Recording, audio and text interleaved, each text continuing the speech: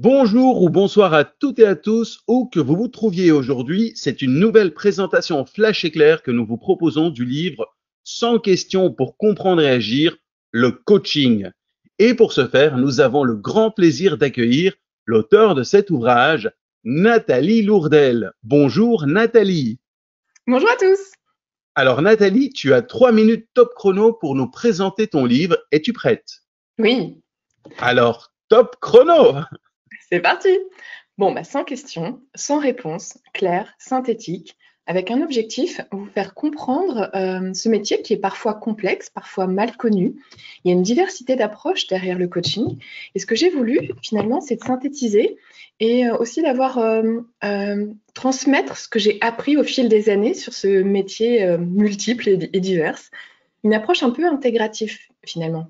Quelque part, comment comprendre les différents courants qui ont mené au coaching, comprendre comment aussi on peut s'inspirer et évoluer dans sa pratique de coaching.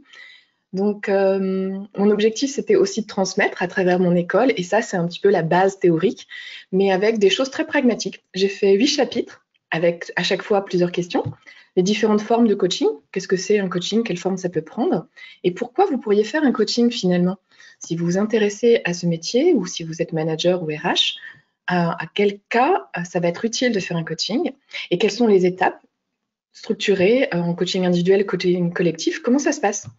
Quels sont les résultats attendus d'un coaching? Voilà aussi un point important. Ça coûte cher, c'est un investissement. Qu'est-ce que vous pouvez attendre d'un coaching? Qu'est-ce que vous ne pas en attendre aussi? Pour ceux qui veulent aller plus loin, j'ai fait tout un chapitre avec les méthodes et les outils des coachings professionnels, avec les stratégies de coaching, avec aussi des choses comme le photo-coaching, des choses plus originales, l'approche narrative, la gestalt thérapie, comment ça peut influer sur le coaching. Et bien sûr, un point qui me tient particulièrement à cœur, c'est la créativité. Comment être coach, c'est être créatif pour libérer la créativité de ses clients, leur permettre de trouver eux-mêmes leurs solutions. Et puis, si vous vous intéressez aussi à ce domaine, c'est comment on reconnaît un coach de qualité, comment on le choisit, comment vous allez trouver les clés pour trouver le bon coach pour vous. Donner aussi quelques exemples très concrets de coaching professionnel, comme des coachings de prise de poste ou des coachings d'organisation, des coachings de binôme ou de médiation. Et puis, il me semblait important de remettre en question le coaching aussi, c'est-à-dire c'est quoi les limites du coaching?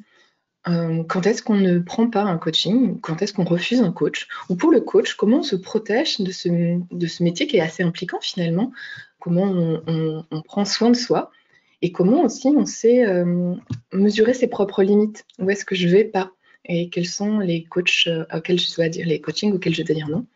Voilà, donc pour moi, ce livre, c'est vous donner une vision intégrative d'un métier qui est encore mal connu et qui vous donner envie d'aller plus loin, d'explorer ce chemin de transformation qu'est le coaching finalement. Donc c'est un livre pour découvrir librement les coulisses du métier qui est à la fois passionnant et mystérieux.